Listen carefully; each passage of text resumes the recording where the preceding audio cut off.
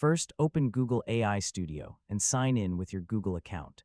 To create AI coding tools, start by deciding what programming task you want your tool to help with.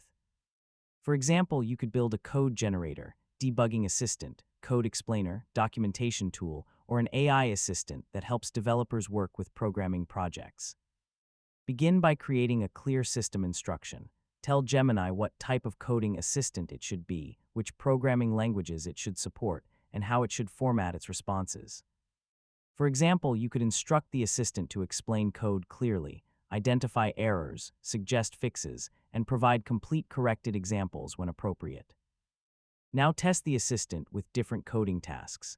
Ask it to generate a small program, explain an existing function, identify a bug, or improve a piece of code.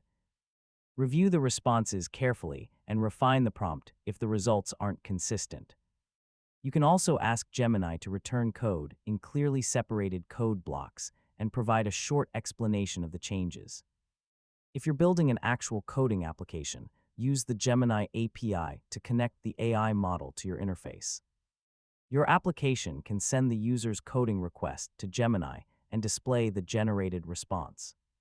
You can also add features such as code input boxes, language selection,